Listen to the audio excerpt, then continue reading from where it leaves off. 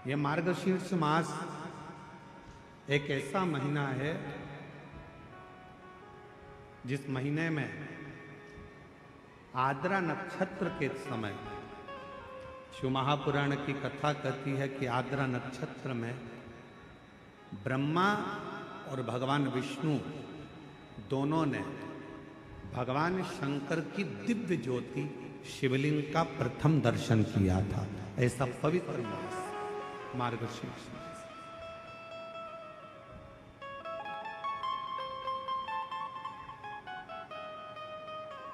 पूरे ब्रह्मांड में सबसे पहला शिवलिंग का दर्शन अगर किसी ने करा तो भगवान ब्रह्मा और भगवान विष्णु। और इसी मार्गशीर्ष मास जिस महीने में आप कथा सुन रहे हैं, इसी मार्गशीर्ष मास के आद्रा नक्षत्र में, और आपको बताते हुए बड़ी प्रसन्नता हो रही है कि वो आद्रा नक्षत्र इसी कथा के बीच में पड़ेगा 9 तारीख को, 9 नवंबर।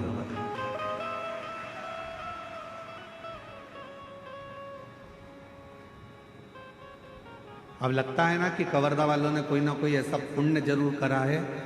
कि भगवान शंकर की कृपा तो हो रही है, साथ में ब्रह्मा की और नारायण की कृपा भी इन पर हो रही है, जो आद्रा नक्षत्र के समय पर ये पवित्र कथा को श्रवण करें। शिव महापुराण में तो यहां तक वर्णन किया गया है कि यदि मार्गशीर्ष मास के आद्रा नक्षत्र के दिन ब्रह्म मुहूर्त से लेकर शाम को प्रदोष काल तक अगर कोई एक बार भी भगवान शंकर के शिवलिंग का दर्शन कर लेता है तो उसकी जिंदगी में उसने कितने भी व्रत करे, उपास करे, उन व्रतों में, उन उपासों में अगर कोई त्रुटि रह गई है, कोई गलती हो गई,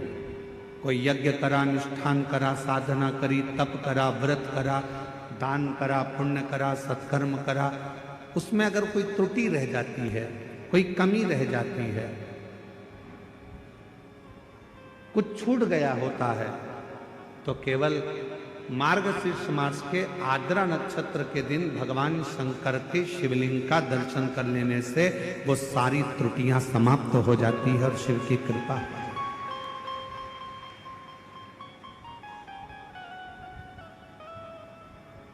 अब कितनी बड़ी कृपा है भगवान शंकर जी की कि ये 5 दिन की जो कथा है 6 तारीख से 10 तारीख तक जो हो रही है 5 दिन की कथा, उसमें बीच में 9 तारीख पड़ रही है, और उस 9 तारीख को मेरे शंकर भगवान की प्रथम ज्योति का दर्शन हुआ, शिवलिंग का दर्शन हुआ आद्रा नक्षत्र के दिन भगवान शिव। हम निवेदन करेंगे सभी सनातनियों से, सभी शिव भक्तों से, चाहे आप राम जी की आराधना करते हो, चाहे आप भगवान ब्रह्मा की आराधना करते हो, चाहे आप कृष्ण की आराधना करते हो, चाहे आप किसी भी देवी देवता की आराधना करते हो, पर 9 नवंबर आद्रा नक्षत्र के दिन मार्गशीर्ष मास के अंतर्गत 9 नवंबर को आद्रा नक्षत्र में शंकर जी के मंदिर में जाकर दर्शन एक बार अवश्य करो और भगवान शिव की कथा का रिस्पान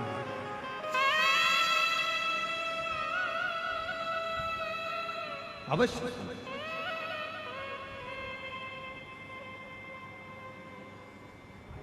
और शंभु शरणे मांगू घड़ी दुख काटो दया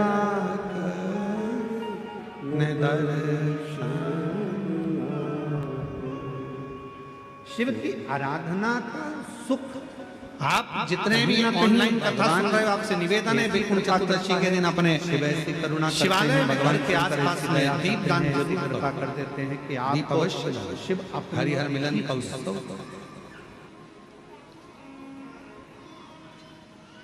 बन सके तो रात्रि के समय पर जिनकी नेत्रों की ज्योति चली जाती है, आंखों से दिखता नहीं है,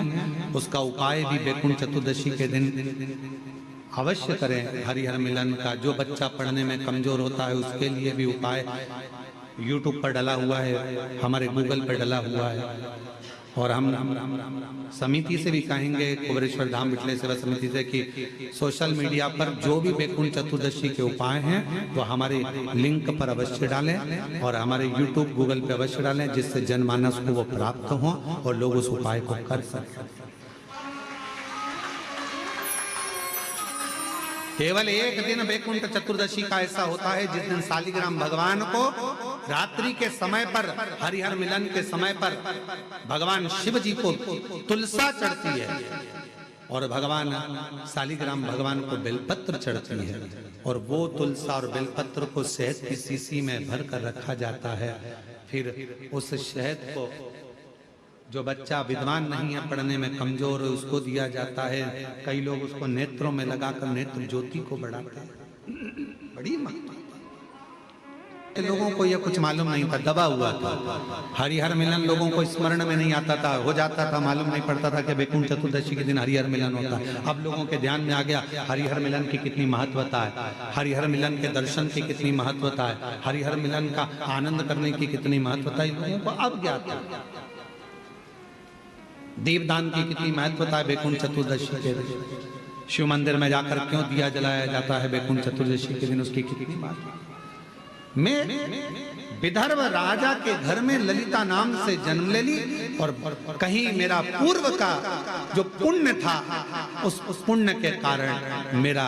विवाह चारू धर्मा राजा के साथ हो गया। और उनकी इतनी सुंदर सुंदर रानियां होने के बाद भी चारू धर्मा यदि मुझसे प्रेम करते हैं तो उसका केवल एक कारण है, वैकुंठ चतुर्दशी हरिहर मिलन के दिन शिव मंदिर में जलाया गया दीप प्रज्वलन करना, ये उसका पुण्य है जो मुझे मिला है, ये उसका पुण्य है।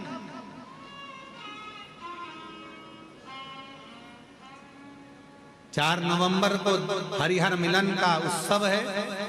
शाम को 6 बजे बाबा का हरिहर मिलन होता है। शिवालय का दीपदान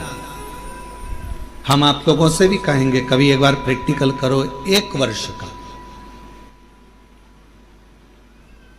कोई भिक्षा मांगने वाला भी है ना, बहुत दरिद्रता उसकी जिंदगी में है, बहुत गरीबड़ा है, उसके पास खाने तक के लाले पड़ रहे हैं, तो हम उनसे एक निवेदन करेंगे कि प्रयास करो, 1 वर्ष ये 7 जगह हैं जहां पर कभी एक जगह का नियम बना लो, या तो बेलपत्री के पेड़ के नीचे,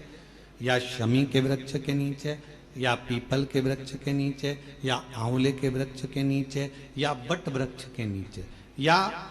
शंकर भगवान के शिवालय में, या अपने घर के दरवाजे के बाहर। ये 7 स्थान हैं, इसमें से कोई एक स्थान आप चुन लो। एक दिन भी नागा नहीं होना चाहिए, एक दिन भी कैंसिल नहीं होना चाहिए, एक दिन भी उसमें कहीं अड़चन नहीं आना चाहिए। 1 वर्ष ये 7 स्थान में से कोई एक स्थान पर 1 वर्ष तक रोज शाम के समय प्रदोष काल में दिया लगाना चालू करो। भले वो दिया 2 मिनट जले, पर प्रदोष काल में अगर तुमने एक जगह का भी नियम ले लिया 1 साल का, फिर हमको बताना कि मेरे कुबेरेश्वर बाबा ने तुम्हारे घर में संपदा की कमी तो नहीं रखी।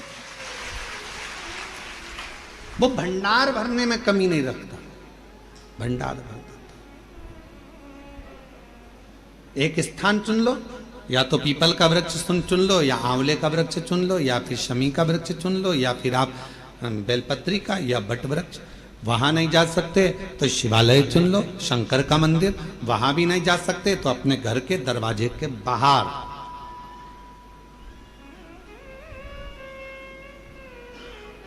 एक दीपक लगाने की,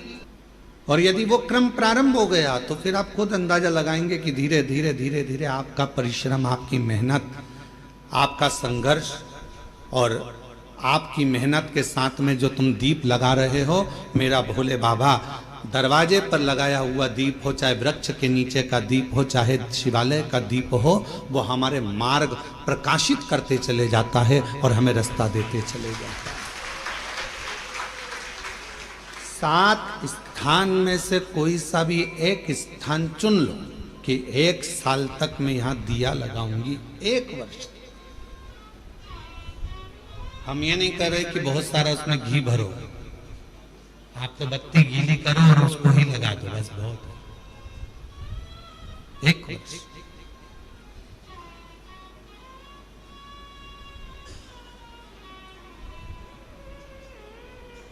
एक माघ महीने में एक कथा मिलती है,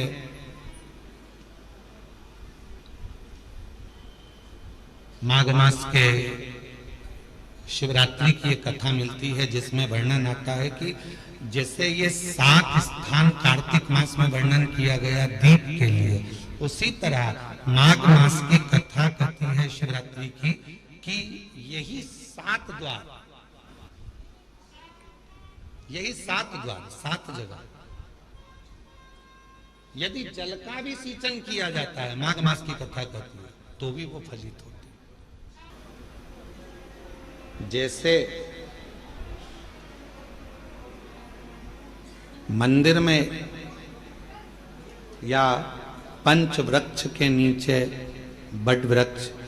आंवला, पीपल, शमी, बेलपत्र, ये जो पंच वृक्ष हैं, इन पंच वृक्ष के नीचे जैसे दीप दान किया जाता है, शिवालय में, देवालय में, भगवान के मंदिर में दीप दान किया जाता है, या अपने घर के अंदर या घर के बाहर प्रतिदिन दीप दान किया जाता है, तो कार्तिक महीने में अगर भूल से भी, कार्तिक महीने में अनायास भूल से भी यदि कहीं शिवालय में पंच दीप दान हो जाते हैं, तो वो कार्तिक के महीने का करा हुआ दान अजर और अमर हो जाए। अजर चोर को कुबेर बना देते हैं मेरे शंकर भगवान केवल उनके मंदिर में प्रकाश करने पर। दीपावली पर जिन कुबेर जी की तुम पूजन करते हो, वो पहले चोर था। असली कुबेर तो कुर्सी पर बैठे थे, तो उनको उतार दिया। वो चोर ने शिव जी के मंदिर में अपना कपड़ा निकालकर आग लगाकर चोरी का सामान देख रहा था, और इतने में भगवान शंकर प्रसन्न हो गए और उन्होंने कह दिया कि तूने मेरे मंदिर में आज शिवरात्रि के दिन प्रकाश करा है, जा मैं तुझे कुबेर के सिंहासन पर ले जाकर बिठा देता, मैं तुझे कुबेर का सिंहासन दे देता हूं। तो बिना दिए अगर देना नहीं होता है तो वो बुलाता भी नहीं है। उसको झोली भरना होगी तुम्हारी, तो वो तुमको यहां पर बुलाया है उसने। आस्था चैनल पर जितने भी भक्त शिव महापुराण की कथा को श्रवण कर रहे हैं, फेसबुक यूट्यूब पर जितने भी शिव भक्त शिव महापुराण की कथा को श्रवण कर रहे हैं,